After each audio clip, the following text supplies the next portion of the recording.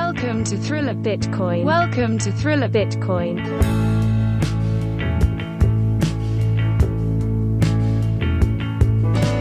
If you come to find out who you are,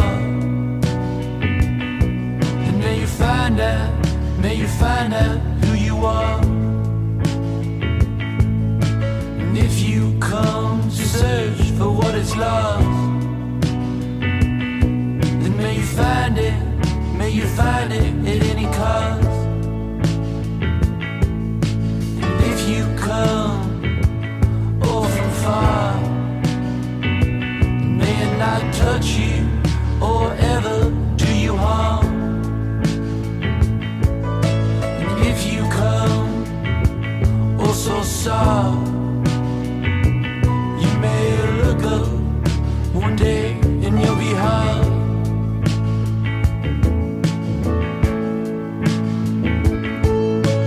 If I were to die today,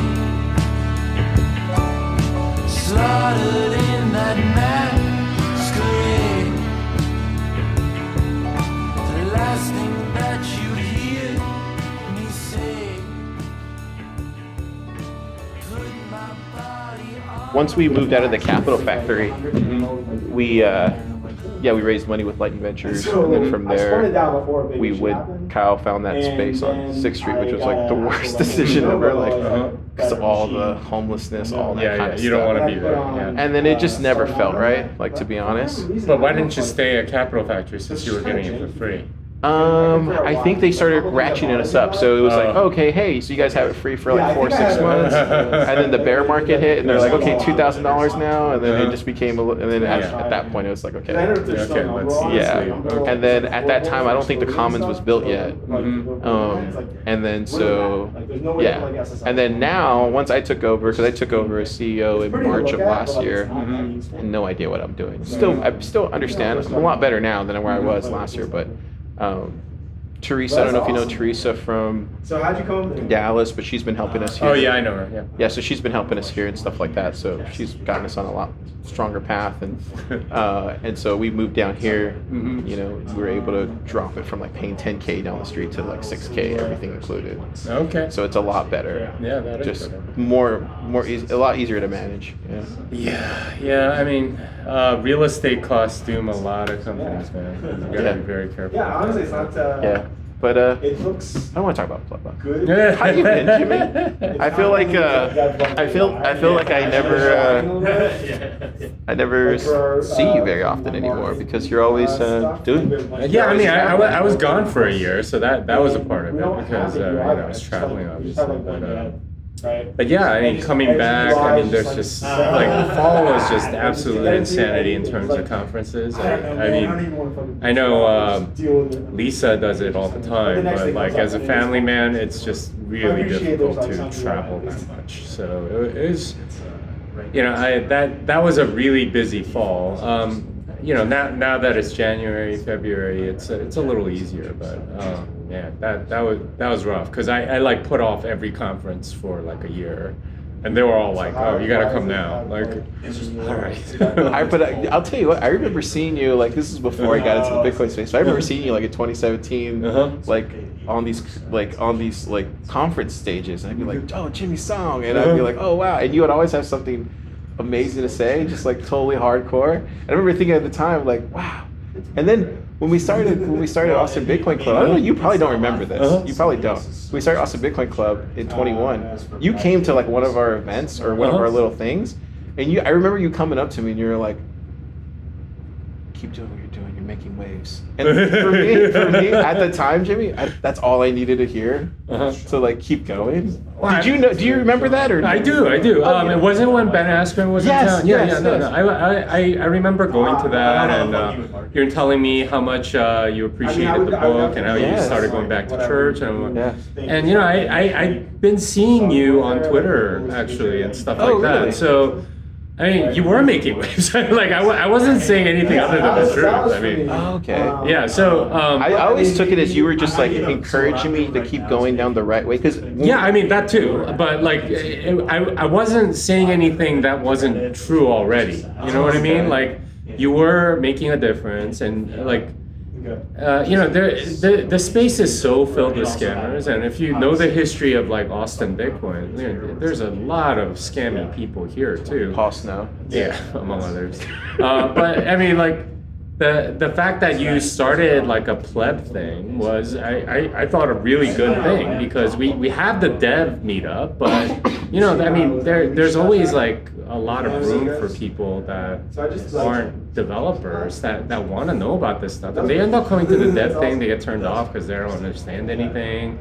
And I thought your meetup was very necessary, so I was like, go do it. I didn't say anything that wasn't true. It was all you. No, I just like, because I was such a fan of you, right, for a really long time, Marty too, and Parker, and so to hear somebody like that, this is before I started working for Marty, and you literally came, and I remember that whole day, I was just like, God, did you hear what Jimmy just told me? And like, so the whole week, that's all I just was talking about. I was like, did you hear what Jimmy, like, I guess me and Jimmy are friends now? Like, it was just like a whole thing, and every time I see you at BitDev or something, you're always so kind, you're always like, are you going to church, Car? And I was like, yes, I am going to church, and like, you're always checking up on me. Yeah, I watched your baptism online, I remember. Oh yeah. I took a screenshot because I was so happy that you were doing that. But I like, honestly, Car, like we're no longer like separated by like that anymore. You know what I mean? Like you're getting to be somebody that's actually like contributing to the space and stuff. So I see us more as peers. And, oh wow, Jimmy. I mean, I'm honest about that. Like I see a lot of, like, the thing is, like, you're an OG very quickly in this space. You know why do you say that for? Just because you go through? Because the cycles are so fast, right? Like, and the thing that I always like sort of point to is I was a nobody in 2017. At the beginning of 2017, I had 300 followers on Twitter. Really? Like, so all the debates that you would do with Veer and all that was 2018, 2019. Okay, so that's where I'm getting confused. Okay, so it was 2018. Okay. Yeah, I mean, this, like, it sounds kind of crazy, but that was 7 years ago, 2017. It doesn't feel like that. I mean, it does, but it does. Like, but I was literally nobody in early 2017, and like by the middle of 2017, like a lot of people knew who I was. I was going to conferences where people were telling me, "I came here to see you," which was just like, what? Like, no one comes to see me, right? I'm just like a developer, right? I'm the coding guy, and I like say a couple things on YouTube. But this is the entire space. It's like things happen really fast, and like it's kind of like dog years. So like I'm the 5th-year veteran at this point, and you're still peaking. You know what I mean? You're like 14, 15 years, I guess, in dog years or whatever. But like you're still peaking. And the thing is, like, and I've told this to a lot of people that I've seen, and as they've come up and stuff. I mean, I remember telling Lisa when she took my course. After she took my course, I knew she was special, like right away. I knew she was special. And I emailed her, I was like, I don't write this email. I haven't written this email to anybody, but you really need to get into this space because you're like really super talented, and I can see it, and it's very obvious to me. And and she kind of like, kind of brushed it off. And I was like, basically going to offer her like a position with like Matt Corallo at Chain Code Labs at the time. Really? Because he was asking like, oh, do you know anybody? I'd like to, get more, diversity in this space and stuff like that. I was like, well, this one woman that took my course, that was fantastic. And I emailed her, and she didn't get back to me. And then like she found her own way in. Yeah. And like everything I thought that she could do, she ended up doing and more, right? Like, yeah. But she's not the only one. Like, I remember meeting Stefan Livera in 2018 in Australia, right? And he had done the podcast, and we were talking, and I was like, and he was like, this job, it's I'm like sort of mining fiat right now, blah blah blah. I'm like, dude, you should just make this your career. He's like, really? I'm like, your podcast is already like, I don't think you understand how popular you are yet. Yes. And that's the thing about the space is that like things happen real quick. And when I say that, like it literally moves like year to year. I remember talking to Aaron Van Werden, who's been around for a while, right? Like like a couple of years ago about this. He was saying like, we asked the class of 2020 like if they knew who Andreas Antonopoulos was, and they had no idea. Really? None of them knew who he was, because in a sense like he was like huge for people like you and me, right? Like that were there earlier, but like he kind of fell off the radar. He stopped producing a lot of content and stuff, and obviously he went a little bit into Ethereum and stuff. So, but like none of them knew who he was, and the most popular people now are people that didn't come into the space until like 2019 or whatever, like Natalie Brunell, Preston Pish, Robert Breedlove, like all these guys, like they came in relatively recently, so there's a lot of room here. And when I say like I consider you kind of a peer, you're doing stuff that people know about, and even like the Stacker News show and stuff. I've watched a couple. You've watched it before? Yeah, of course. What? I like the thing is you don't understand your own impact until like That's you go wild. around and like go to other stuff, and they're like, oh yeah, I've heard of you, yeah, I've seen a tweet, or I've seen this or whatever. And it's a little unnerving at first, because like at least it was for me, just like people saying they've seen you on YouTube, and it's like, wait, we get like 600 views on this thing. Yeah, really? totally. Like you really watched it? And they're like, yeah, like I'm a fan or whatever. But that's kind of how it is with the space. It's not a very big space, Like when I say we're early, we're really early, and I'm kind of surprised you're not on the speaking circuit, honestly. Like obviously like Lisa is like going to like everything. Yeah. But this is the thing, like things happen real quick, and I've certainly experienced it. A lot of other people have experienced it, and this is the path. It's just the way it. Yeah, and you're at this point you're an OG. That's kind of what it is. It's kind of scary, to be honest. Like you're saying this to him, like, and I believe you. I'm just like, gosh, this is. It moves quick. Yeah, I mean, you're now CEO of Pleb Lab, right? Like. That's not. That's probably not something that you envisioned for yourself. No, I totally didn't want to do that. No. And this is the thing about like part of why I wear the cowboy hat is like thinking in terms of the frontier and like what new territories to conquer. This is how quick things develop on the frontier. Is things happen like very, very quickly. Like you somehow end up sheriff of a town like all of a sudden, right? Like that's just because there aren't that many people out in the frontier, and that's a danger, but that's also the opportunity, and that's where you can kind of make something of yourself. And I'm glad to see you doing that. Thanks, Jimmy.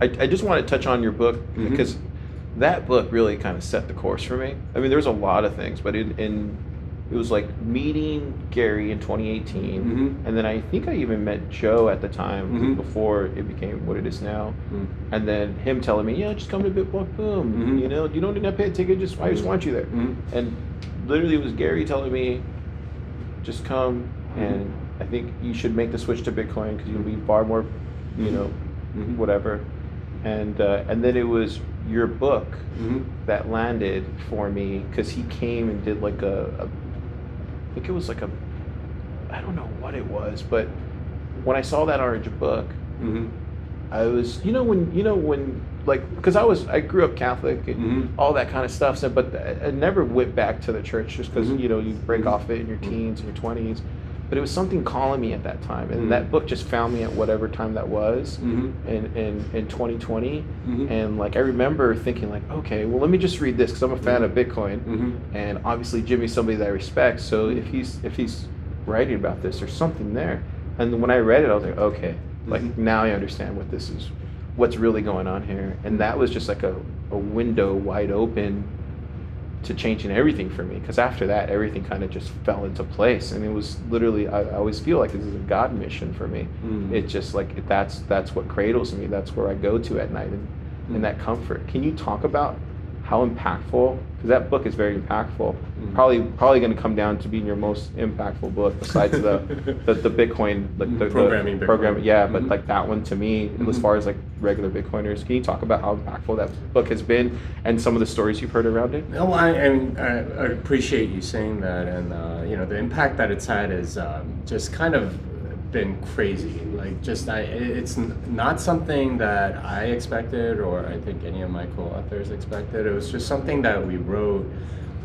So the story behind the book is we got together right as the pandemic began, and we started doing some Bible study, and we invited some people, and we were studying a couple of books. Honest Money and The Ethics of Money Production, and it was it's great for me because at that time it was like serious lockdown, like you couldn't even go out or whatever, and like no churches were having service and stuff. So having that online meeting every Tuesday was so huge. And we met every week, and like so many people showed up. Like Jordan, who was in Uruguay at the time, was like showing up, and even with the time difference and everything. And it was I think one of the best things to have happened like during that time, that very dark time, just like having some people to talk about this stuff with other Bitcoiners and stuff. So by the time we got to the end of the book, and we wanted to sort of like change the ending of both books.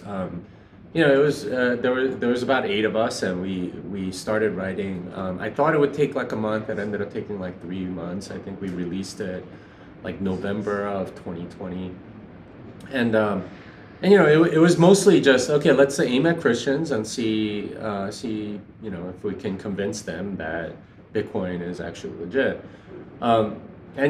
We had a lot of skeptical sort of like queries, and then people would read it and they would be like, oh, okay, I get it now, right? Like there was a lot of that. We found an audience that really liked it. And what I didn't expect, which ended up happening kind of like your story, is a lot of Bitcoiners ended up reading it and started going back to church, which was not at all what I expected, right? Yeah. This was squarely aimed at Christians to convince them that fiat money is evil and that Bitcoin is a more moral money.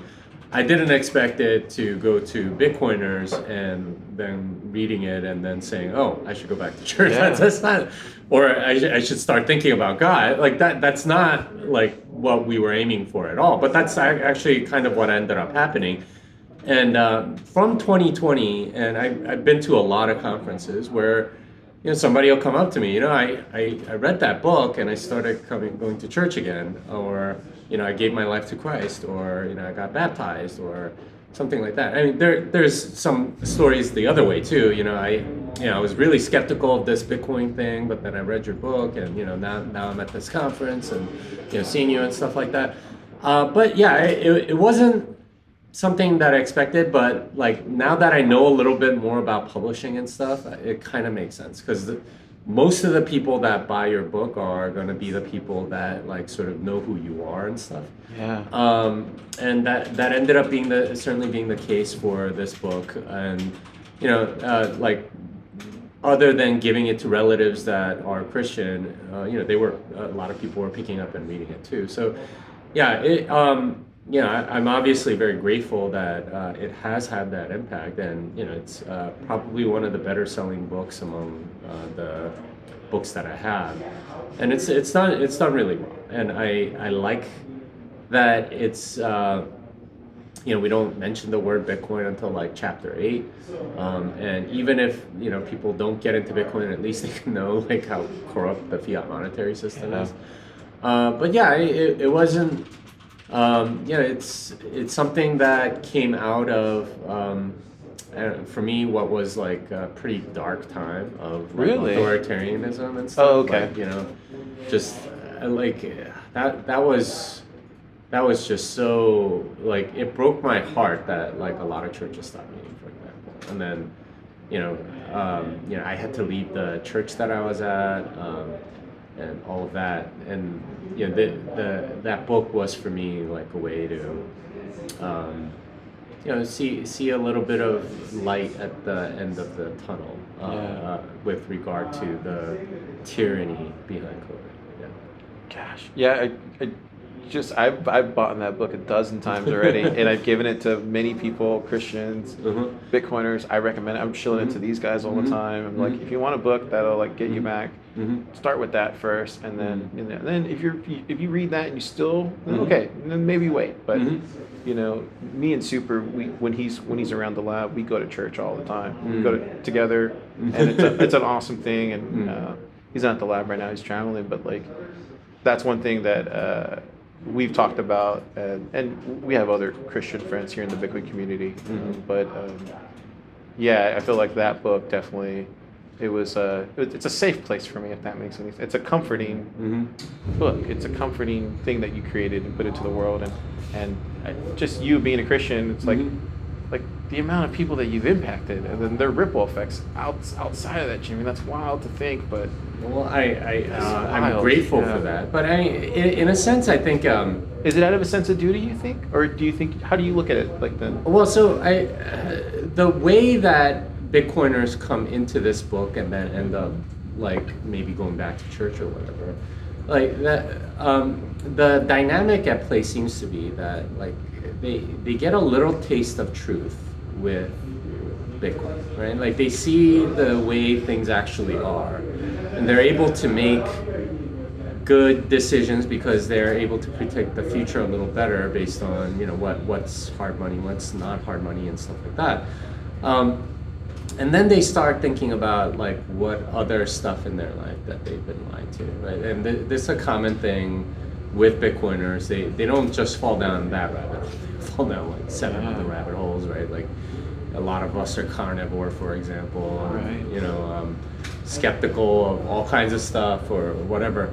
But this is where I think getting a taste of truth leads ultimately is you want more truth, and truth tastes so good that you crave more of it. And maybe if you read that book, it's just sort of like, oh, okay, there is something about God and morality and things like that which I haven't really thought through, that you start maybe thinking about as a result. And I honestly like.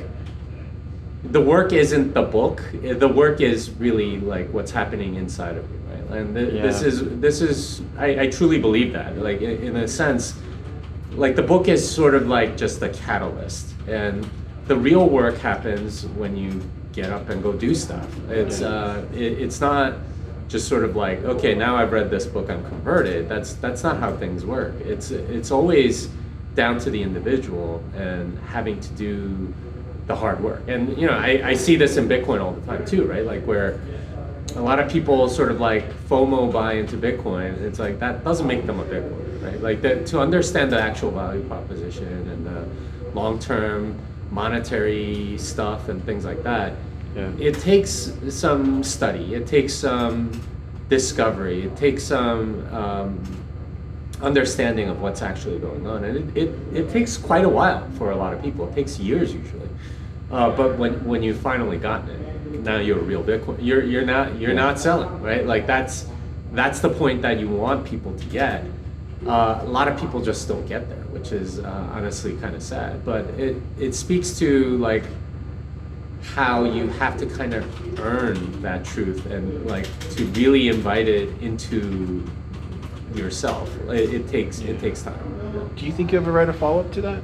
Do you think you ever write a follow-up to it? Thank God for Bitcoin. I mean, I've thought about it, but like, I don't know. Like, the book process that I've gone through is usually like based on who do I want to target and what do I want to achieve with it, and unless I can really answer those two questions, it's like really a non-starter. I'm not going to write a book just to write a book. Right. That's kind of just vanity. Yeah. But yeah, I mean, I want to write lots of books. I want to see if I can tease out more truth and stuff like that. But it takes time, and it's so inspiring to watch. Just from me sitting on the sidelines, seeing you and how you evolved, and tremendous respect that I have for you. A lot of people here have for you. Keon, like I feel like sometimes he made that cowboy thing just for you on staff. Like I'm like, dude, you totally did this for Jimmy. Like, come on, dude. Like, it's just like you can see your fingerprint on all of this stuff. So just want to let you know that. Well, I appreciate that. Honestly, I don't know if I really deserve it. It's more sort of a, honestly, the work is really done at the individual level. Right? Like you're not gonna get into Bitcoin without really studying it, and like maybe a couple people gave you a couple resources, but really the work is inside you, right? Like similar thing with, being Christian or whatever. And this is where, like, you can't take too much pride in stuff because it's not really you, right? Like ultimately, it's work done by other people, and if you're Christian, you believe that it's the work of the Holy Spirit working inside, and that really is ultimately at the end of the day what's happening.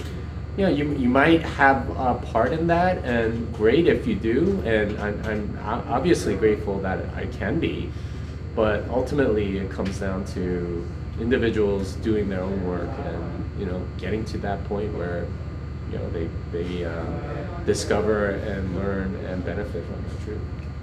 Let's talk about the education stuff that you do, and then we can get into all the fun stuff later.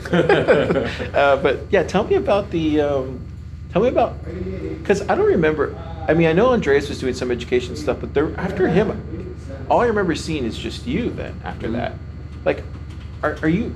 I guess got a lot of questions around that, but I guess I'll let you start. Like, where did you know, because you knew that there needed to be more education around development and all that kind of stuff. Yeah. And I know Justin has worked with you or at some point doing that kind of stuff, and he tried doing the Moon University stuff. Can you talk about how, why it was that you saw that early and then yours took off, Yeah, I mean, I started coding in the Bitcoin space in 2013, so that was 11 years ago now, which is kind of crazy. But back then, there were no resources. Like, I was so frustrated. It took me days to figure out what the thing, the pre-image of the SIG hash and stuff like that. It was so frustrating. Like trying to get the right things to know to be able to code stuff. I didn't know that much about elliptic curve cryptography when I started. And I had to figure out how all of that worked, and it took me a while to go through it, right? And a lot of it was just me having to code certain things and putting in pull requests or and doing that. So it took me a long time. I was very frustrated because of the lack of resources, and I did buy Mastering Bitcoin, first edition, second edition, whatever, and I read through them. But it wasn't exactly what I wanted, right? It didn't give me a good overview of all of this stuff, and I still didn't really get certain things, especially the fundamental stuff, what's a signature and why does it work and all that. So a lot of that I had to sort of teach myself using, the meager resources that were out there. And when I started working for Bitcoin companies, this same gap I noticed in a lot of my colleagues. So I offered to teach them some of this stuff that I had learned, and they became pretty popular. So I taught it at one place, I taught it at another place, and one particular place, I think I ended up teaching it 3 times to 3 different cohorts of new hires. Wow. Because they were like, okay, I don't get it, or let's just spend a few days with Jimmy and he can teach them or whatever.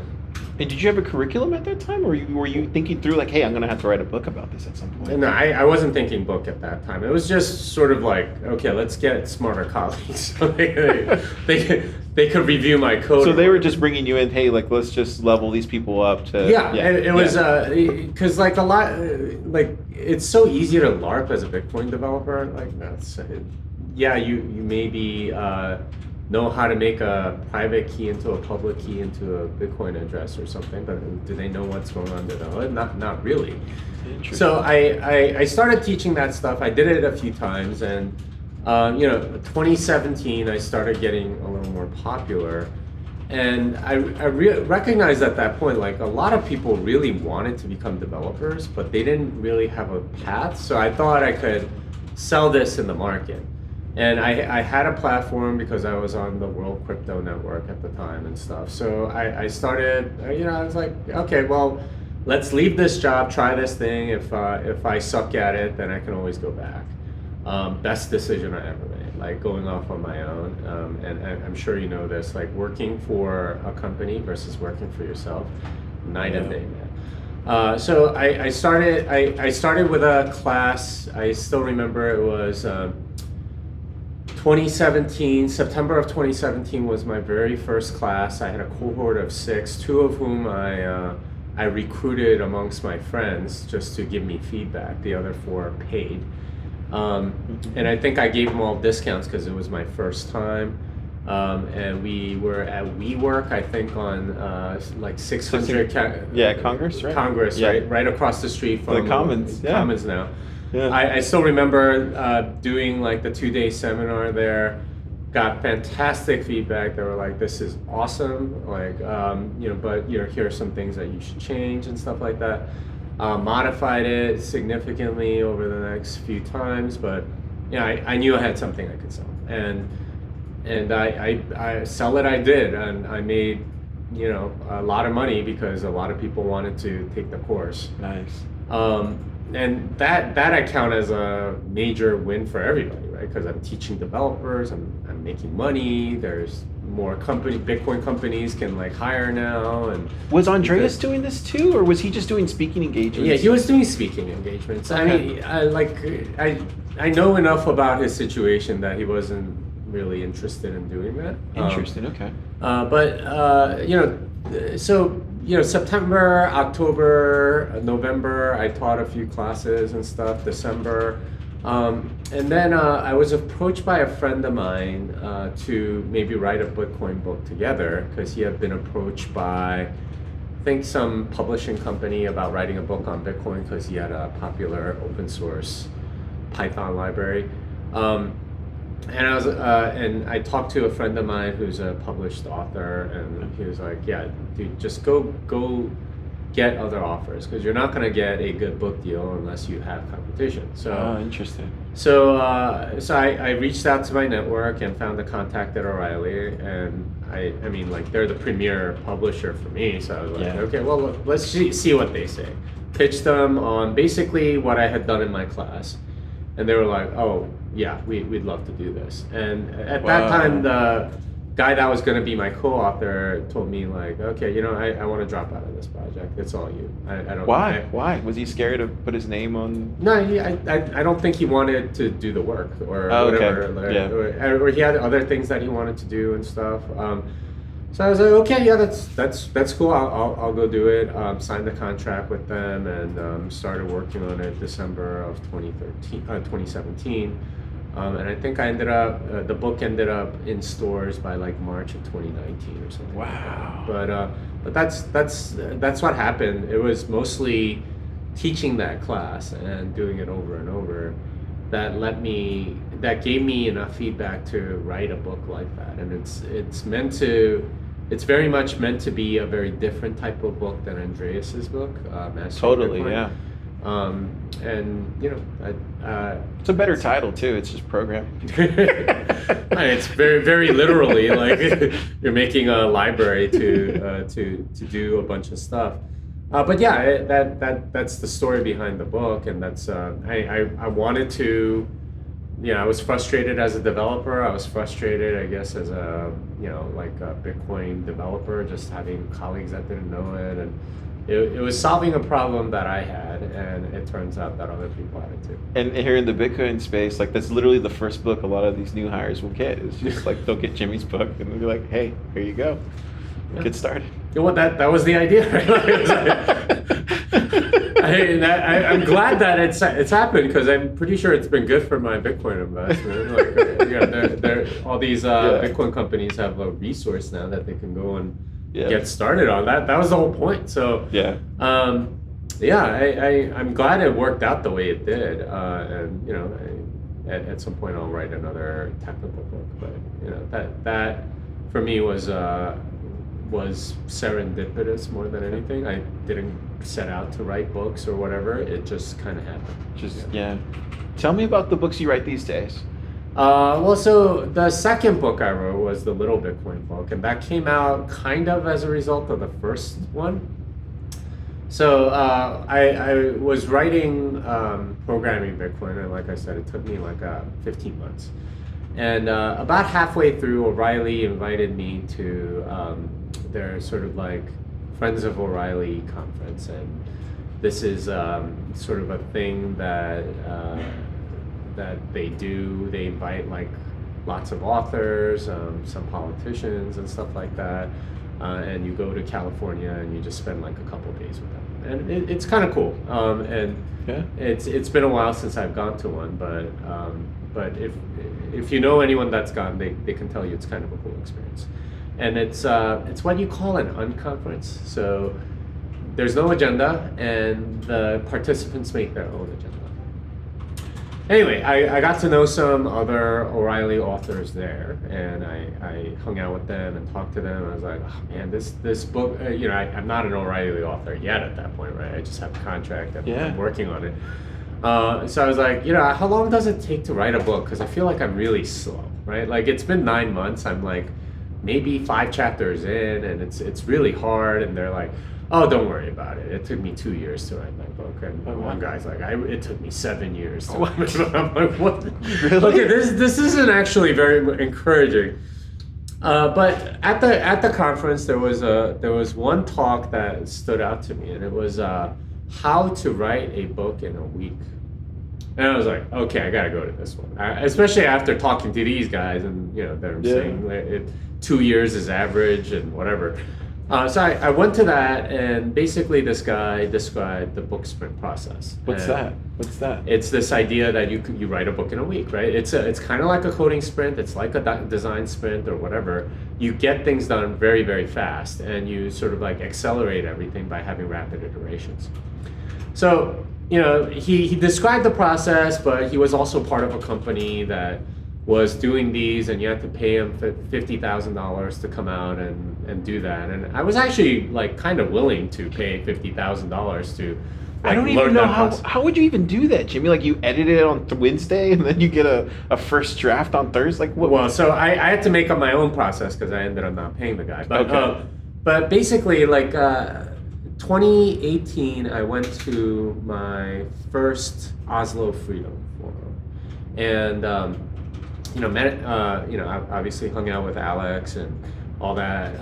But I got to know Alex, and he and Alex Lloyd, who's one of the board members of the Human Rights Foundation, they wanted to write a book on Bitcoin's impact on human rights, and they knew that I was a technical guy. They were like, we want to write this book, Jimmy. If you could, technically review it for us, that would be great. And that's the call that we had. And I was just like, they wanted to sell me on that, but I was like, there's another thing that you guys might be interested in. It's not like something that I've ever done, but if you guys are interested in game, it's this process for writing a book in like a week. It's called the book sprint.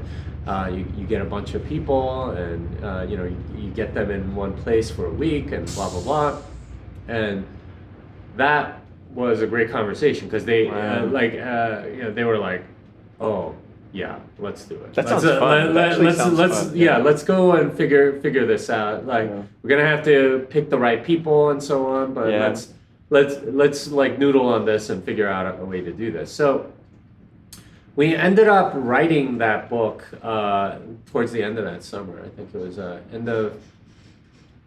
Wait, was it 2019? Yeah, it was 2019. The Little Bitcoin book. The Little Bitcoin book. Okay. End of 20.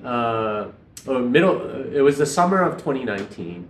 We got together and like I think it was like Alex Lloyd's friend's like mansion or something, and he gave it to him for a half price, and all of us had our own bedroom and like bathroom or something. It just enormous place, and there's 8 of us authors, right?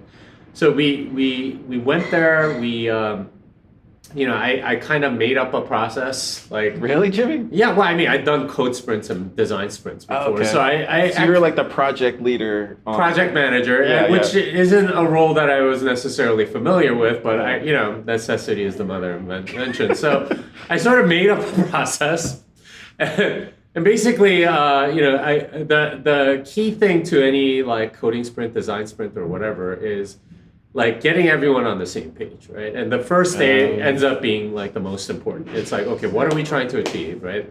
Or you decide, okay, who's the audience, right, for this app or this website or whatever, and that's like, and you go through various exercises to do that. So I did something similar. I was like, okay, describe your audience member for the book that we want to write, right? Like, and everyone, like, there was 8 of us, so everyone wrote like a very specific thing. I was like, go as deep as you can. What shows do they watch? Oh, wow. What college did they go to? How old are they? What job do they have?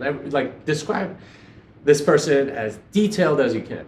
And everyone did it, and we sort of shared, and it's like, okay, let's to get even deeper into this, let's go and interview. You act like this person, and have somebody interview you as that person. Okay, what do you know about Wow. Bitcoin? So just to get an idea of where they are, right? Like where and have sort of like a mental framework by which you can like. And this is useful for product sprints and stuff like that too, because okay, you're trying to put yourself in their shoes so that. Okay, they've never used an app that does X before. How are they going to navigate it, right? Like they don't know these words or whatever. So you know what language to use and stuff. Interesting. So it's important to get into that mentality. So I had them do all of that, and shared a little of that.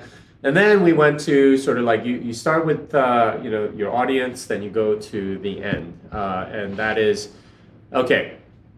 Pretend that they've read this book. Pretend, whoever your audience member is, they've read this book, and now they're about to post a review on Amazon.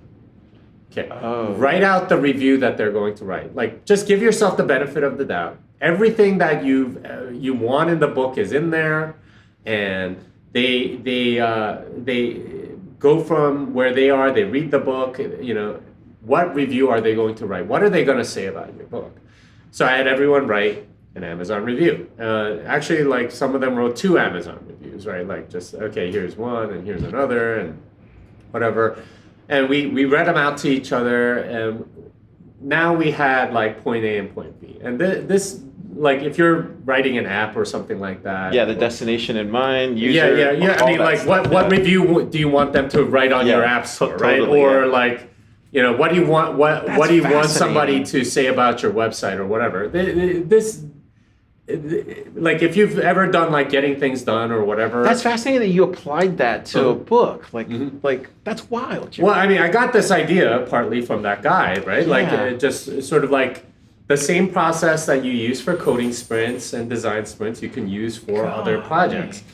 So we ended up doing that. We had point A and point B, and like this is the part that everyone knows about a product sprint is, okay, now write everything that you need to do to get them from point A to point B. Okay, like what do we need for this app, right? Like that's going to do this for them, that's going to have them leave this review. You put 1 per sticky note, and you just write, like put that, like you just do a brain dump, right? Like every idea you can think of, you put it up, and then you stick them all on a wall, and then you spend like a couple hours organizing it and saying, okay, what are some similar things, and like let's put things here, put things there, and if you're doing a product sprint, you would say, okay, here's the UI flow that we need here, here's the UI flow that we need here, and these become sort of like menu items or whatever. For us, it was, all right, here are the main ideas that we need to convey. Those became our chapter titles, and those chapter titles then became, okay, like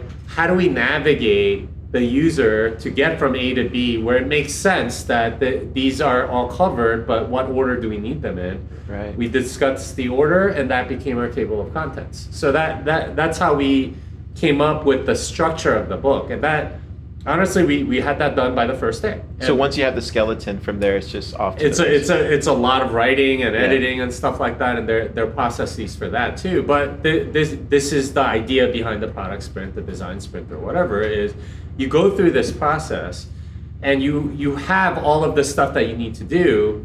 Once you know what to do, your brain works on overtime. Like just that's how people work in a design sprint till 3 or 4 in the morning, because I now know which screen I need to create. That means I have to create this database. That means I need to create this workflow and this other stuff. And who cares what tools you use? You just need to make sure that it does what you said it would do. And that and similar thing with the book. Okay, here's a chapter that we need to write, and it needs to convey this. And here are all the ideas, the sticky notes. Okay, now go write something, right? So we had various people take cracks at it, and then everyone touched every chapter, everyone edited, read, and so it makes it sound a lot more coherent that way after everyone's gone through it. And we did that for 2 or 3 days, where writing, editing, and you can add stuff, subtract stuff, whatever. And this is the rapid iteration component of any product sprint, is you test it with a user or whatever. And we thankfully had a large number of volunteers that we resourced our relatives or whatever. Here's a draft. Can you just read this and tell us what you think or whatever? And we had that, I think we had a draft out by Wednesday evening that we could get feedback on, and people would dynamically give us feedback, and that gave us this is the rapid iteration again, right? Where you test a product with some users, and it's okay, let's see what happens. And that gave us enough to try different things. Okay, we really need to explain this concept more, or they're not getting this, we need to explain it in plainer language or whatever. And by the end of the week, we had it. That's wild. And we had it. It totally makes sense, though. It totally makes sense. The thing is, the large part of writing a book actually ends up just you staring at a blank page, because you don't know what to do, right? It's just sort of and a lot of projects end up in this sort of rut of blankness, right? Because you don't know what you're trying to achieve. Whereas if you have the destination, if you know the destination early on and you have that rapid feedback, it's way faster. It just is, and oftentimes the quality doesn't suffer at all, because you're actually giving the user what they want rather than using fancy tools that you wanted to use or whatever. Let me ask you about this. Does inspiration come into play beforehand to do this, or is that something that's just you're just kind of following? How does that interplay with each other then? Well, you get inspired during the thing, because you see what connects with you, right? Okay. It's okay, that really makes sense, or people say that or whatever, and that's extremely useful information. As you're going and doing it, and towards the end, we rushed things a little bit, so we had to take another week or two to get it edited by some people, but we had a product that we liked, and we were able to make it a book that is part of the Bitcoin corpus, I guess. It's become that, but really we wrote it in a week, and anything worthwhile doing, you can sprint and do it. It's just a matter of getting the right people in the room, having the right process to figure out what you want. The other thing about that process, which I found really helpful, which gets in the way with other processes. So if you're in a fiat company or whatever, and you have to code a website or whatever, features take forever, right? And there's political games being played. Okay, this person wants this person wants this, or whatever. Part of the process that really helps with having an audience member and things like that, it gives you sort of a service orientation. Right? It's about what the user wants. It's not about you, right? And instead of sort of being possessive of a particular part that you want, like, and this happens, right? Because you have a 8 different people, and they might have written something that they really like, but you want to cut it because it's not relevant, it doesn't contribute. And this is the argument that you always end up making is, okay, does the audience get, is this helpful to the audience member to get to the review that you want?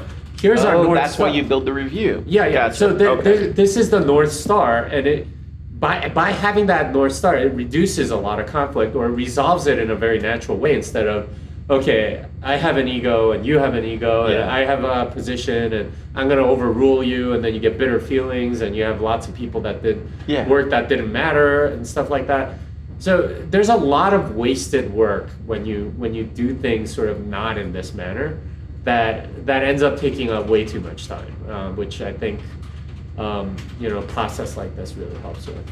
And how does that differ from doing it now on your own, right? Like the newest book that you just dropped right now, I did do that for Thank God for Bitcoin and Bitcoin and the American Dream. So I've run that process multiple times, and I gotta say it's like very enjoyable. But Fiat Ruins Everything, though? Fiat Ruins Everything was a little bit of a different one, because that one was more inspired by David Perel's course. So I took his Rite of Passage course. Been friends with him since he moved to Austin back in like 2021, I think.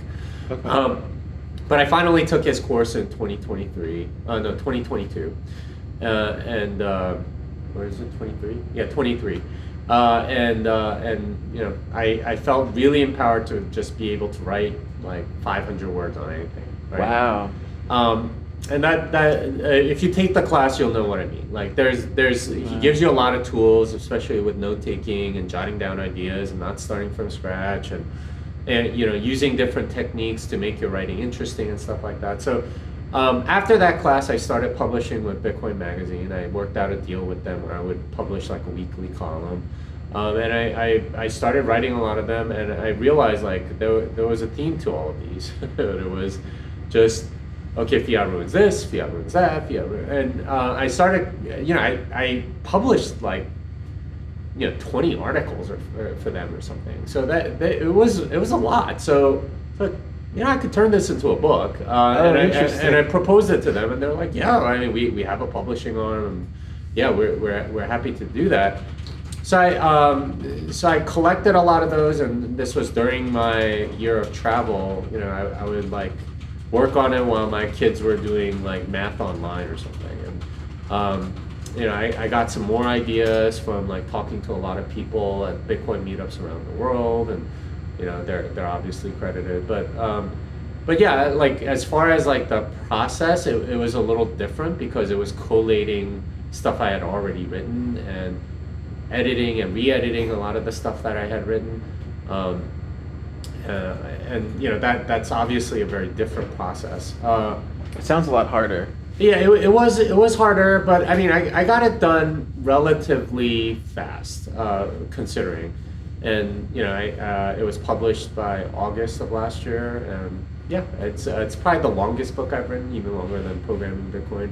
It's like 300 something pages, like 90,000 words, something like that. I still need to read it. Yeah. I still need to buy it. I'm gonna buy it tonight. Well, the ideal would be like, the thing about that is it really does read like chapter by chapter. Like one chapter, you could just kind of read it and, I get that. Because I read your Stacker News posts all the time, and I was telling Keon, I was like, he's probably just sourcing for his next book. Like trying to get feedback and then iterating. Like, that is more like me practicing writing, so you have to stay in the habit, and and I try to write like 500 words, like at least, like you should do it every day, and I think I could do it every day. I don't, but I do it at least a couple times a week, and sometimes like it's just a lot of like stream of consciousness. Other times it's like a little more focused, and some of the more focused ones I'm like, this is actually interesting, and I'll look at it, it just needs a little editing, maybe a couple things there, and I'll look at it maybe another couple of times and then post it. It's like, maybe people find this useful or interesting or whatever. I find myself writing to figure out what I think, right? Like, interesting. Because, like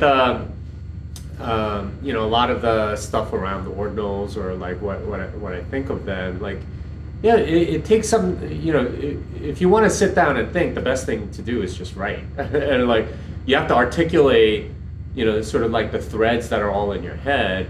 And that ends up like coming out as like random posts on the Sacred News, I guess, or Noster or X or whatever. I just kind of post them wherever and see how people react to it. And yeah, the stackers get really they get really spicy in the comments. I'm like, dude, he's writing, he's sharing it. What do you think? It's like, what's going on? I mean, I don't care. They can say whatever they want. I just don't be rude. Like, if you're rude, then like, I have no room for you. But totally. Like, if you're saying something interesting, like, fine. Like that's great. I hope you wrestle with the idea. But you know, it's mostly kind of me writing off the cuff. It's a lot like a podcast. Like, this is another trick, by the way, for writing. Yeah. If you want to write and you're like sort of hesitant to do it like on a computer or whatever, just pretend you're on a podcast and record it using like Otter, and it'll transcribe it for you. Then just go back and edit it. Like, that's another way you can like. Yeah. And I like, sometimes I use that. I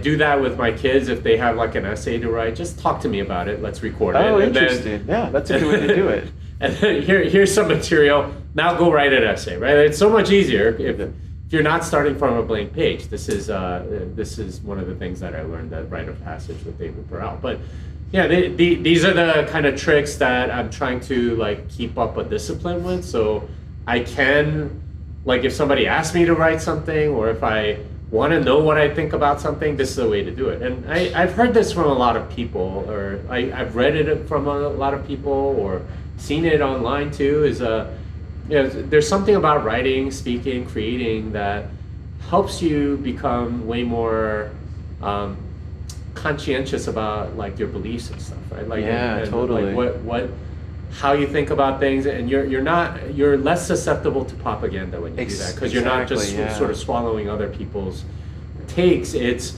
you're like actually going and thinking and doing the work. So for me, that's what that is about. And you know, I don't know, maybe I had like, I don't know, 6 or 7 essays that didn't make it into Fiat Ruins Everything, and my editor was like, you know, these are good essays, they just don't fit the theme of the book. So at some point, like, you can go and do like an essay book, right? Well, I mean, that's what Fiat Ruins Everything is, kind of. But like, do another book around another theme and stuff like that. And I would, depending on how this, I mean, this book has done decently well. So you know, maybe at some point I'll do it again and sort of use what I've learned and try to like make the writing a little sharper or something to, you know, like evolve a little bit and you know, figure out the audience or write to a different audience or something. But yeah, like the whole process of writing books, I think, has been very beneficial for me. It's an inspiration to me. As Marty's writing too, Parker's writing, everybody in this town is just they're writing, and I started writing like in 2021, and then I turned it off for a while, and then I picked it up again at the end of 2022, and I haven't stopped. I've been writing ever since, and I like you said, I have a blast doing it, and I'm at a stage now, and just at least in my writing journey, is like I write for myself because I like to reflect back on, oh, that's what I was thinking at that time, or that, because I'm constantly, you know, you're on a journey, right? So that's how I look at my writing. It's very like. Well, I mean, you should see where if there's commercial interest, right? Like publish it somewhere. Totally not. I publish it on my blog, and that's where I have it all there. But totally. I mean, but the key to seeing whether it's connecting with people is by putting it on Stacker News, right? If there's 30 comments on your thing, clearly they're interested. Even if they disagree with you, they're reading it, right? That's a good way to look at it. And I don't know, like in a sense, I'm a little down on writing because like. The visual medium is just so much more potent now, and people use that as a substitute. But you know, like writing is often where a lot of that begins anyway. Like my friend that's a sci-fi author, like, you know, a lot of the stuff that's on TV or whatever, they get all their ideas from the actual books and the short stories and stuff. Totally. And a lot of his stuff has been made into, you know, short stories or series or whatever, and that that's kind of how it works. So, but so in that sense, like writing is sort of like the original thing, and you got to think of it that way. I don't want to take up too much of your time because I know you got to be at the Commons here shortly, but I do want to talk about the two things. How do you feel about the whole L2 scaling debate that's kind of going on? Like, do you think there's just your thoughts on all that kind of stuff with the Chaumian Mint stuff, the Lightning, the Liquid, all the. I'm all for people trying stuff, and the criticism that really bugs me is like people want to know how we're going to solve for 2050 now. Like, why do we have to solve it now? Like, there's plenty of time. Like, and this is like the ridiculous objection that I read about, like when Satoshi posted. I read Aaron Van Werthem's book, the Genesis book. Great book. Tell us real quick about it, because I haven't read that. Okay, so it's the prehistory of Bitcoin and all of the tech that went into it, the economic thinking that went into it, and stuff like that. But one of the things that really pissed me off was Satoshi creates Bitcoin, publishes it to the cryptography mailing list. And the first objection is this is not going to scale to millions of people. Oh, man. Wow, you're so right about that, right? Which is like, are you serious? Like, he just posted this, and that's going to be why you're not going to use this or be interested, because it's not going to scale to millions of people. That's the same debate that's happening right now, Jimmy. Right. Which is kind of like we have time to figure stuff out, and this is where entrepreneurs can come in, right? Like where you can have people say, okay, well, this is the best way, or I have another way to do this, and you should try this. And like necessity is the mother of invention, not your ponderings or your questions of what the future might be. Necessity, where we don't need it yet, in a very strict sense. And but when we do, that's when things kind of tend to improve. Like one of the best things to happen was like that 2017 fee pressure.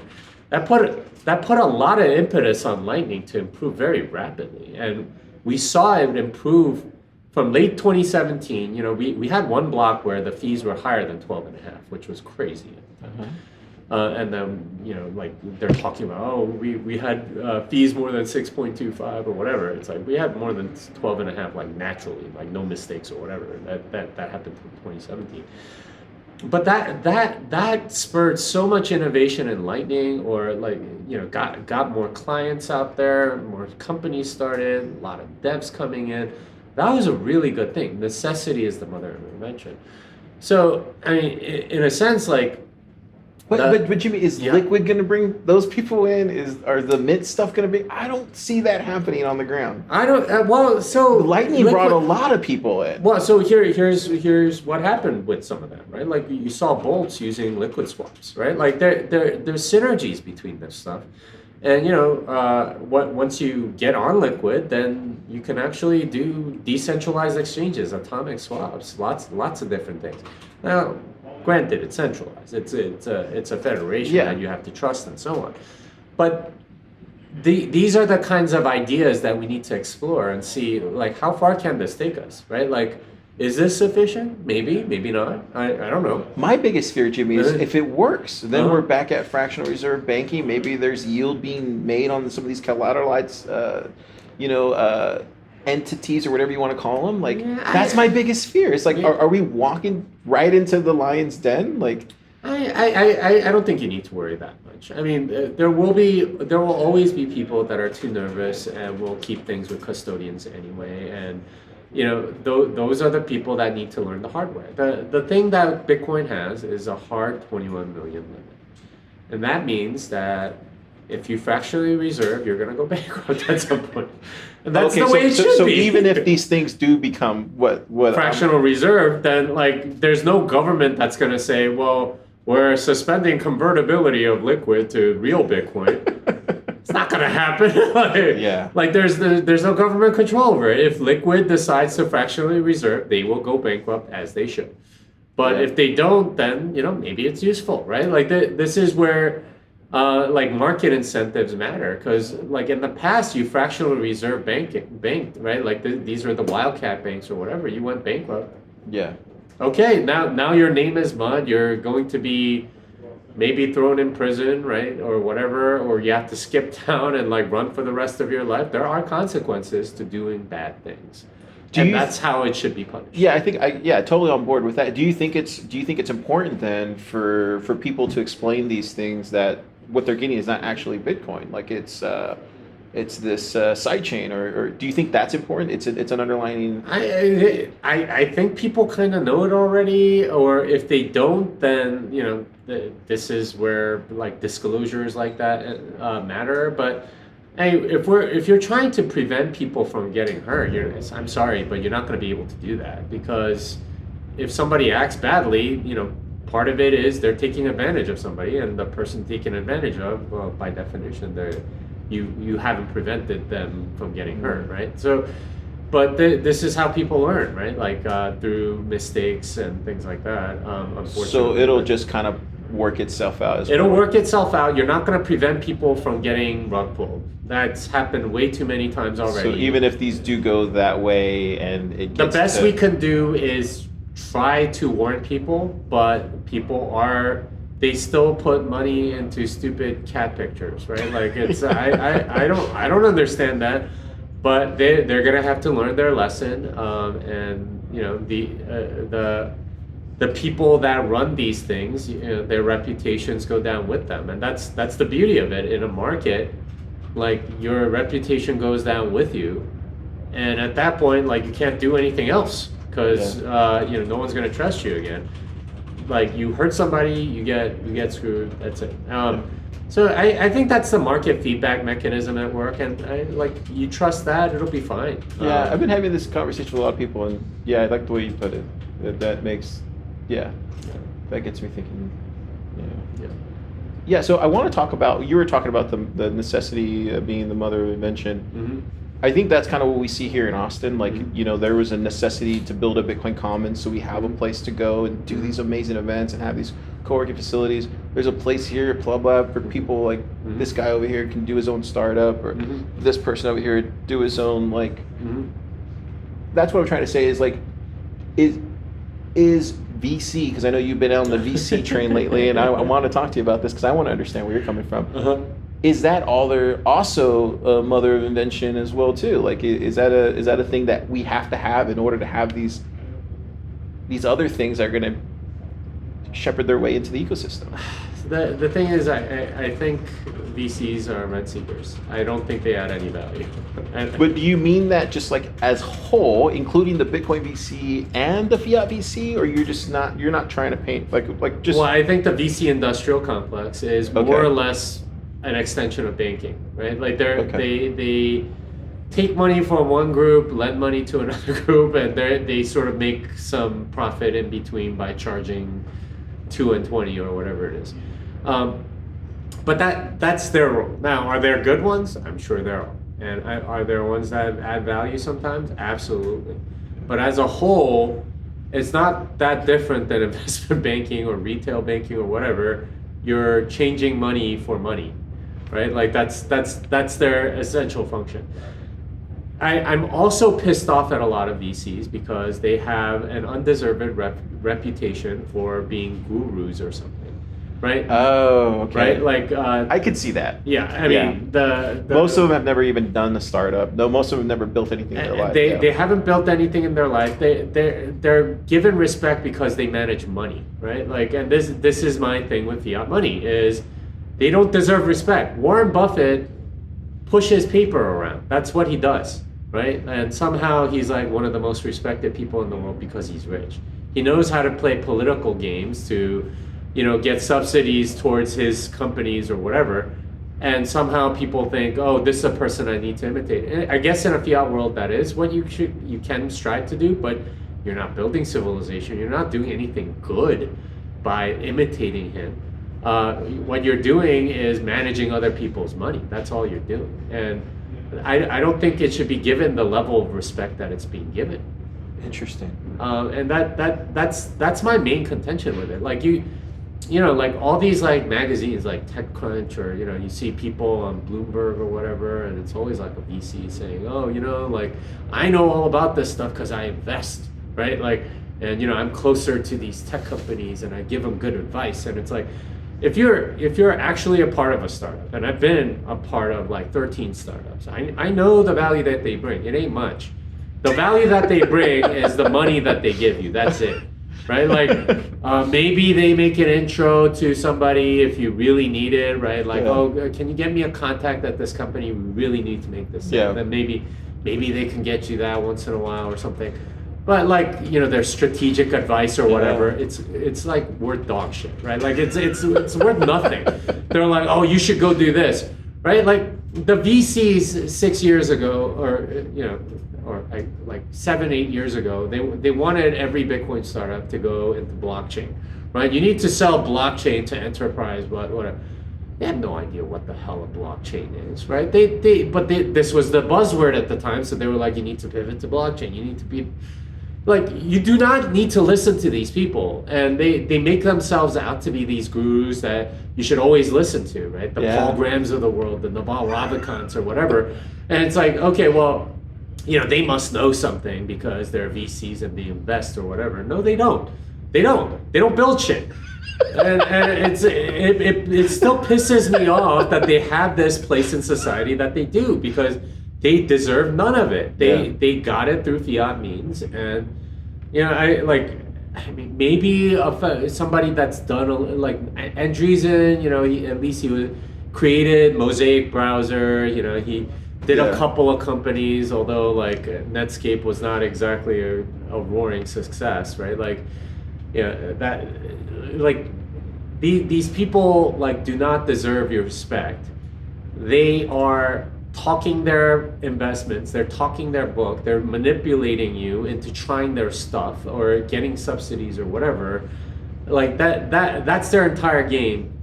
Like, I have very little sympathy for them or like any respect for them, because they are ultimately rent seekers. And like, I guess the more relevant thing for you is, as a startup, should I be taking VC money? Dude, this is why, like, since I've taken over, I'm like, I want the builders to come here, and we want to give them pathways to wherever they want to go. Yeah. So if they want to go to Wolf and be a part of Accelerator, cool. You want to go get a grant from HRF or OpenSats, cool. If you want to get an intro to like some VC, cool. If you want to, I don't have any skin in whatever they want to do. I just want to help them to get to success and however they want to get there. And I think you come to Pleb Lab because this is where the innovation's at.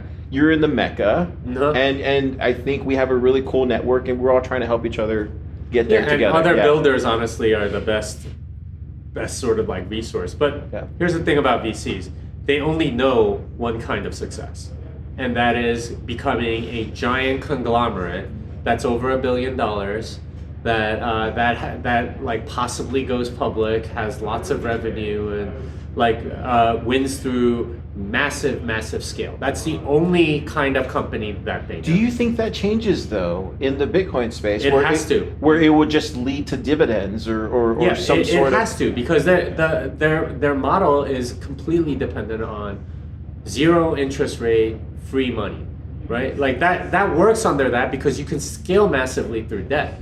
And that's what VC money is. It's enormous. So that's the thing that's always surprised me when I got in, was like, they're not giving me Bitcoin.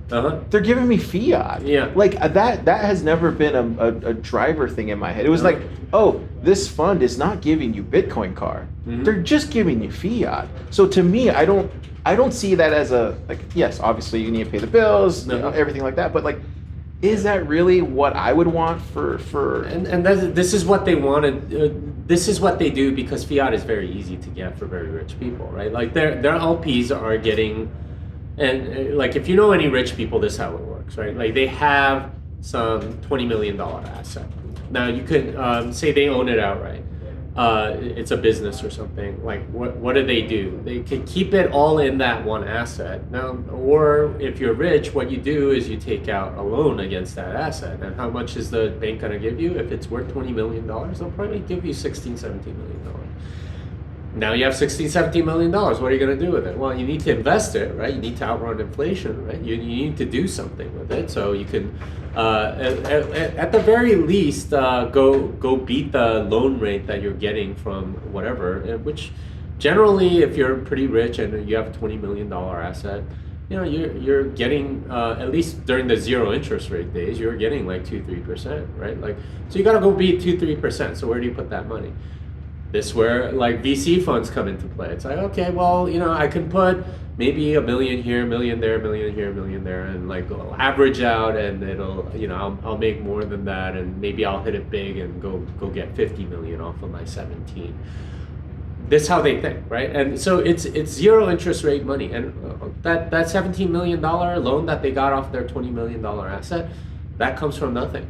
It was printed into existence. Yeah. So, and that's the money that the VCs get to go put into your thing. And potentially they're getting a part of a Bitcoin company. It's not like a fiat company. It's a Bitcoin company that's holding Bitcoin on its balance sheet.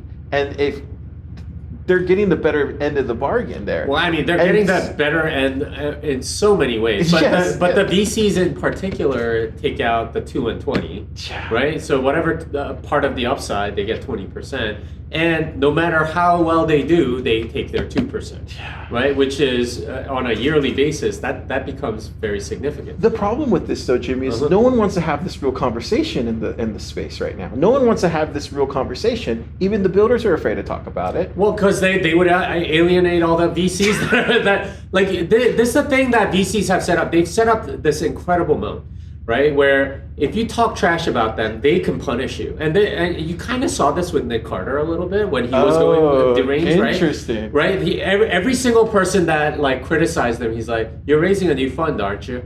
Yeah, good luck getting something with that, right? Oh, why? What, just back channel, he would like stop that from happening? He's a VC. Castle Island Ventures. If he talks trash about this is their mentality. Every VC's mentality is, I'm the kingmaker. And if you piss me off, you are dead to me. And I am going to punish you by making sure none of my other VC friends invest in you. Because as much as they say they're competing with each other, they're not. They're all trying to get in on the same deals, right? The same hot Silicon Valley deal. I'm sure it's something AI related right now that's got like a significant buzz. Oh, let me get in, please. And, just give me a small allocation, please. But this is the moat that they built. Like every builder, every startup is afraid to criticize them because they want that free money, right? Like they don't want to put in their own money, right? But they want to spend other people's money, and this is the game that startups have been playing for like 30 years. They just spend other people's money, and surprise, like 80% of them fail, right? Especially with the bad advice that the VCs give, usually scaling way too early and way too big, and you're a commercial fattened pig that gets destroyed, right? Like, because you can't eat that much, and then you go bankrupt or whatever. And they say, whatever, I just need one prize pig and I'm good. But that's how they think, and this is how like the whole thing works. Is they have this giant moat from criticism, because builders. Startups don't want to criticize them. The tech journals don't want to criticize them. The politicians don't want to criticize them because they're the hubs of innovation or whatever. The only people that call them out are people like me that have nothing, like that are like startup veterans that have been like, that have gone through the grinder, right? Like working 80-hour weeks for them or whatever. Yeah. And like, I have 2 exits under my belt. Two of the companies that I work for went public while I was there, right? I've done pretty well in that, but I still know that they didn't provide that much, right? Like a lot of what happened was like they just accelerate things a little bit because they're able to give you like all this debt, and honestly, a lot of that debt like gets wasted because like you spend it on stuff very stupidly, right? Like the thing I've noticed about it, at least in this our ecosystem, is they allocate it to such the wrong companies. Yeah. Like just for me, like the way I see it, I was like, why would you invest in something like that? That's like the dumbest idea. Because it's not going to go anywhere. Because it's because they don't know. Right? I think it's also they're just not on the ground. They don't see actually what's getting built and what actually. They've never been on the ground, Carr. They've never been on the ground. Like this is the thing. and like it's such a group thing, right? You have a hot deal, right? Like, okay, who's leading? Kleiner Perkin or like Andreessen Horowitz or whatever. Can I please get it? Please. Like every VC is begging for an allocation at that point as soon as you know who the lead is. But there's no lead. Not really interested, right? Like it's like everyone like they all complain about deal flow and like not having enough companies like to invest in or whatever. What they're really complaining about is not getting enough allocations in the hot stuff. Because they all want the hot stuff. You could like try to raise all day long. Even when the hot stuff is dog shit though? They don't know that. They don't know that. They can't tell. This is the thing. Like so few of them know how to do real due diligence. Like how do you think WeWork raised so many rounds, right? Like with like so many billions of dollars. He raised again. Yeah, and this is the thing. If you're really good at sales, if you're really good at selling yourself, especially, you're always going to be successful with these people because they don't know shit, right? Like they really don't. And like we'll do technical due diligence, and it's like the people that are doing technical due diligence kind of know what report they want, and that's the report that they write. Like it's how it all works. Like it's all fake and gay. I don't know. Like it's good that we had this conversation because now I understand your side now. Yeah. I think before when I read it on Sector News, I was like, wait, is Jimmy getting mad at the builders too? Like we're totally obfuscated from that. We're not enabling that. If anything, they're trying to find a pathway to whatever that looks like for them. Yeah, and like my suggestion, I think, like, and the reason it got this way is because of fiat money, and it's like a whole chapter in my book about how like the entire startup ecosystem is now basically kind of like college, right? Like where you have to have the right things, and then you get in front of the right VCs. It's a whole gatekeeping operation. Where there's somebody that like approves you, and then if you get approved, then you get a bunch of money or whatever. It's not about merit at all. It's all about like your founder's story or whatever.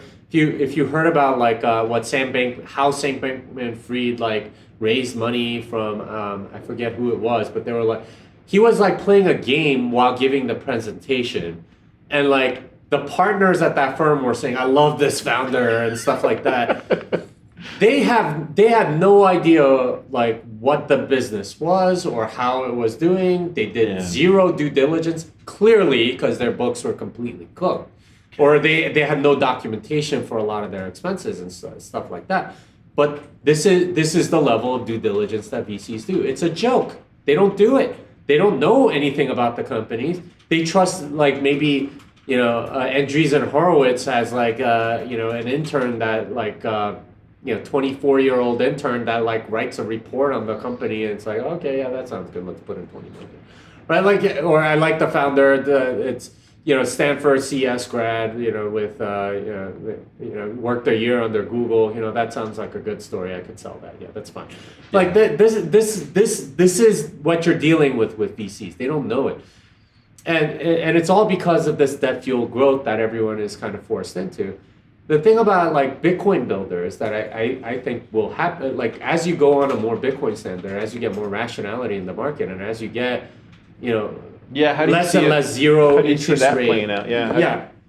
As you get that, like you're gonna have to. I think people start building way more off of savings, right? Like the thing about like Silicon Valley and the startup ecosystem is most people are playing with other people's money, and you just don't care as much with other people's money, especially when the VCs are telling you need to grow as fast as you can. So you pay that extra 40 grand for that CMO that you don't think you really need, but the VC recommended to you, right? Like this is what ends up happening. You overspend on stuff that you don't need, and you're fine deficit spending, right? Losing money or whatever. If it was your own money, that's not what you would do. You would not do that. You would instead grow slowly, make sure you have product market fit probably before you even start, right? Like it would be like so many startups end up pivoting because we couldn't find product market fit. That just means that you didn't have a plan, like, or you were going on hope or something. Like you were high on hopium. But that's what ends up happening is you end up building useless crap. But if you're going off of your own savings, you're going to build stuff that's useful to somebody, because that's how people have done businesses for thousands of years, right? I need a shoe. Okay, let's go build you a shoe, right? Like that's how things were. Like it's based on needs in the market, and not like some like VC's version of what might become big later, and like some weird like gate kept, Ivy League grad like. It totally makes sense. No, I totally get it now. I totally get where you're coming from. It's a lot more, totally. Yeah. Let's, we're already coming up to the top of the hour. Parker's going to kill me if you don't get there on time. So just real quick, do rapid fire real quick. Just like 3 questions, wrap it up. Favorite passage in the Bible, or one that you... Ephesians 4:28. He who steals must steal no longer, but rather he must labor, performing with his own hands what is good, so that you will have something to share with one who has need.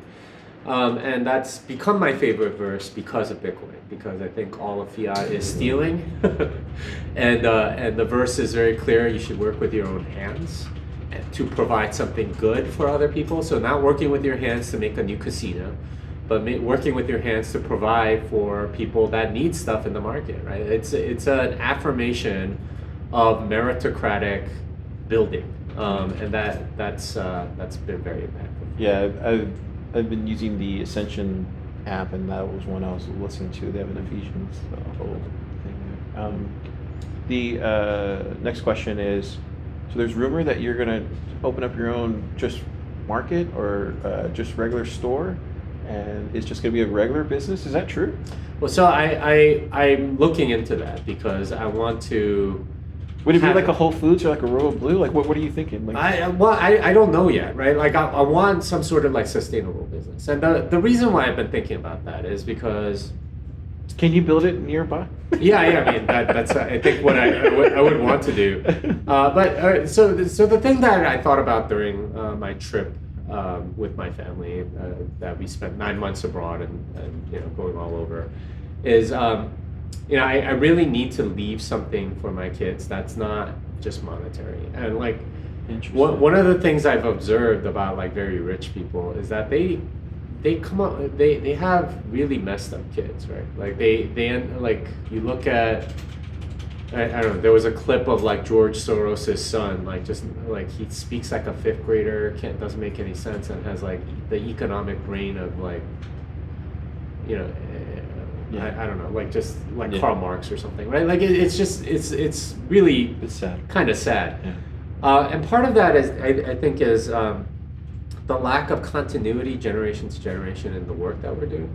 So our last names, right? Like. Used to reflect like the family that we came from, like the work that we did or whatever.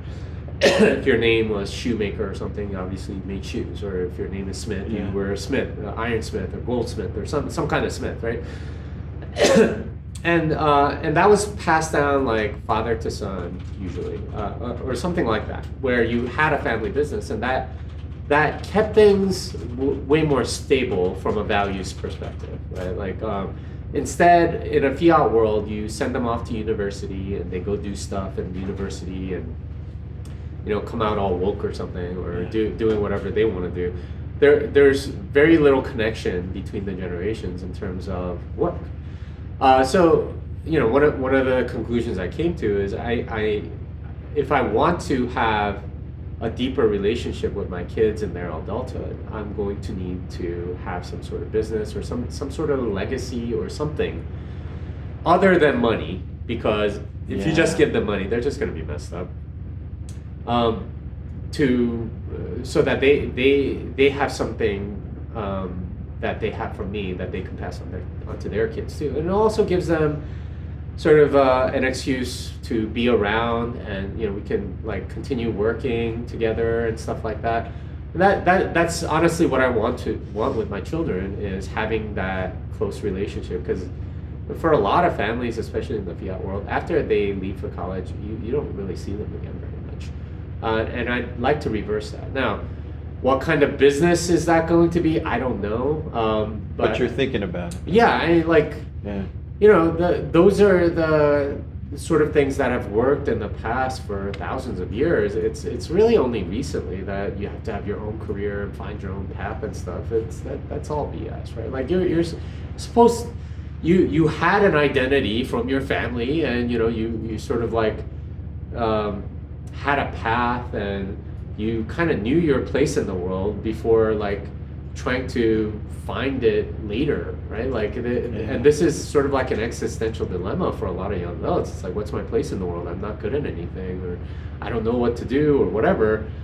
And they try things and it doesn't work out, and then they get they have no leg up in any of those because they don't have any experience in it, and they didn't get any of that from their parents. So they end up like kind of massively depressed and like smoking weed all day and playing Xbox and eating pizza like while working at a call center or something. Like it's like that's not where I want to put my kids. So want to have a business. I think I've concluded that that's probably the best way to hand off your money to your kids, not as like a lump sum, but as a business, something that they have to take care of. So they have to be more responsible with it instead of just like being a trust fund kid and being like, okay, well, I can go, like never worrying about money or whatever. Like when you run a business, you have to nurture it, you have to take care of it. It's but I also don't want them to do something that's going to fade in like 2 years, right? Like you want to set them up that something that lasts for a long time, and something that they can pass on to their kids and stuff like that. Now, like it's all sort of like still half formed, and I need to learn a lot more about running my own business and like what practical businesses are like. I was thinking, for example, of like buying a laundry, right? Like and like, okay, let's just see how this business works. Like, just like basic accounting stuff I need to learn, like basic sourcing stuff, and okay, how do I get machines, and how do I handle change, and bank accounts. When we opened up the last lab over there, I didn't realize how much just of a daily janitor I would become. It's literally just grunt work. Like it's a good thing I have experience doing that growing up with my dad and my mom. Like, but yeah, I was like, oh, this is what this is. Like, over here is a little bit different because we're all catered now with security and everything now. But back then in the other spot, it was totally come out, put out the sign every day, check the mail, refill the coffee. And that's the stuff that keeps you humble too, right? Oh, I was totally humble. And that I think would be very beneficial. It's like like no matter how rich you are, you're still serving the needs of the market. 100%. Right? Like, you're not above everybody like all these elites think they are. I work for all these people. This is the problem with like the Davos WEF class, right? Like they think they're above everybody because they've never served anyone in their life, right? Like they've always been rent seeking, and it's like they've never had to like fit any like market need or anything like that. And that I think would be like very beneficial, like not just for them but for me, right? Like learn stuff, like give them real skills. Okay, here's some stuff, and I'm sure they'll have ideas, and it'll give me more respect for them and their creativity and stuff like that. But that's where I want to go.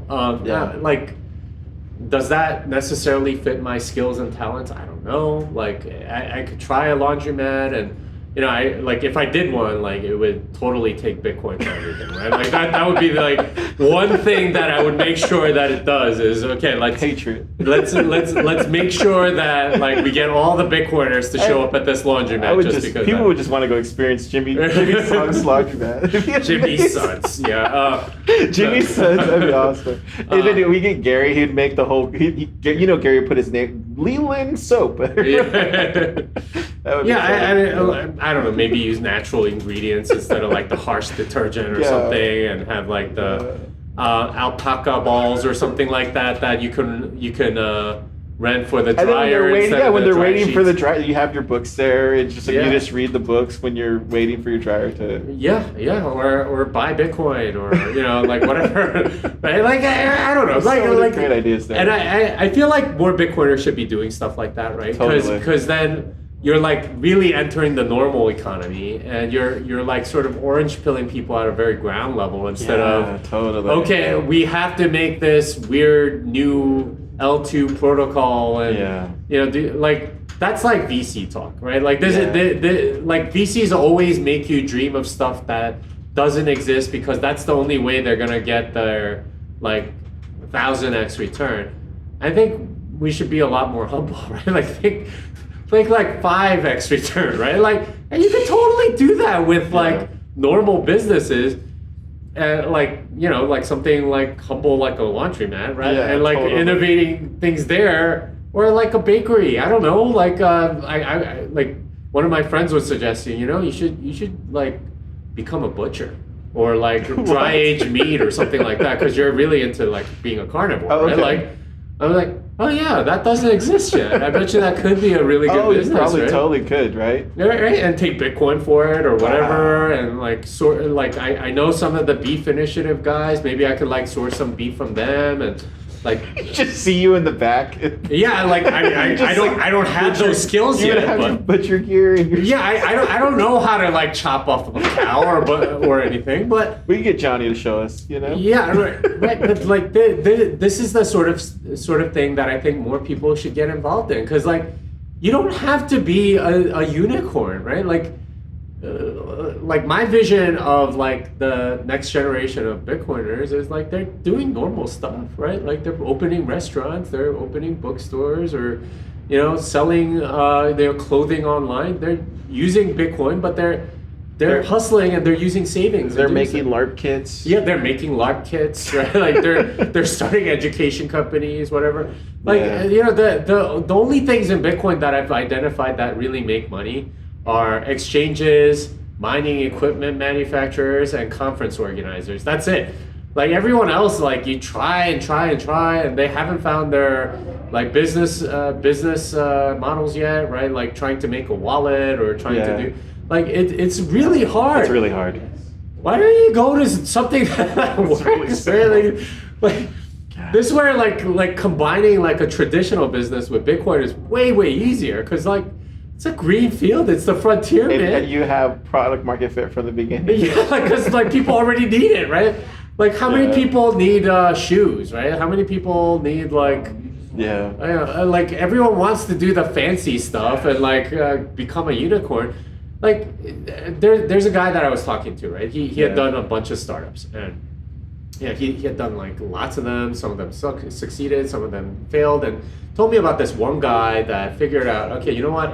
I'm gonna make pizza in New York, and it's gonna be brick oven pizza. Wow. And I'm gonna make it mobile. And he's like, okay, like startup costs weren't that much, right? Like make a brick oven mobile pizza thing. I guess that costs what, like I don't know, maybe 10,000. I don't know. I don't know how much, but let's cap it at 10,000, right? Yeah. Like the guy made big because he was just like because everyone wanted fresh brick oven pizza, right? And just like destroyed all the revenue that any of his startups had made because it was just like so fat, like such a market need. Like people love brick oven pizza, right? Like and it cooks in 8 minutes. And if you have the dough ready and everything, you can put custom toppings, like. And you have it mobile and people can come up and get it. Like you don't need a store, right? Like just need like maybe a permit in New York City, which hot dog vendors get all the time or something. Like it's very easy business. And there's like tremendous profit and you don't need to innovate that much. It's just literally brick oven outside. That's it. Yeah. Makes perfect. Right. Like and you could make 6-7 figures doing that.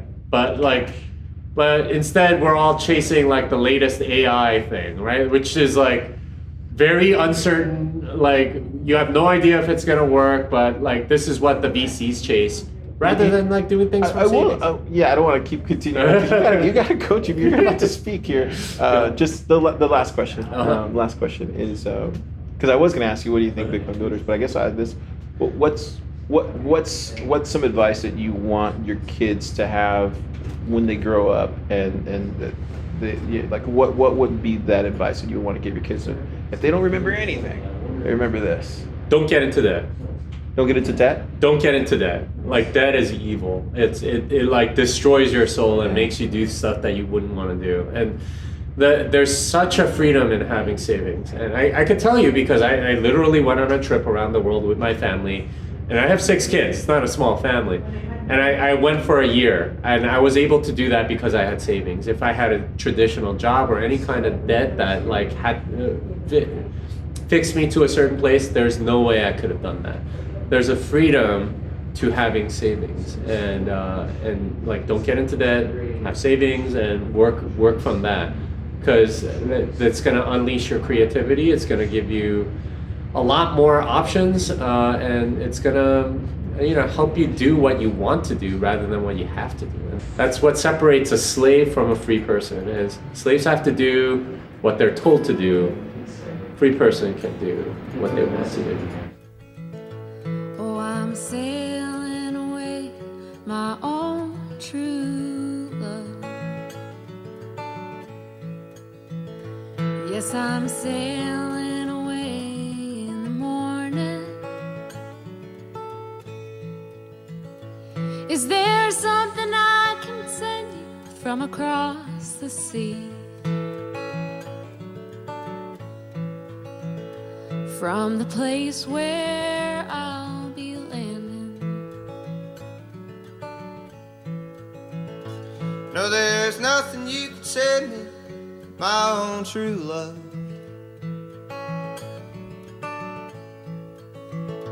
For there's nothing I'm wishing to be owning, just to carry yourself back to me unspoiled. From across that lonesome ocean.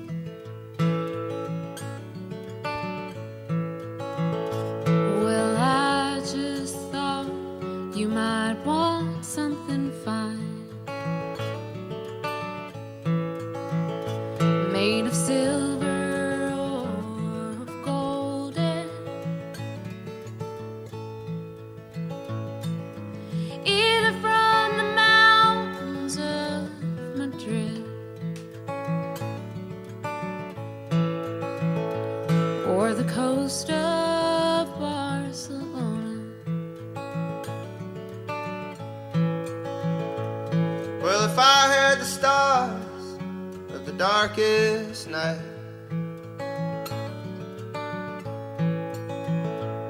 and the diamonds from the deepest ocean, well, I'd forsake them all for your sweet kiss.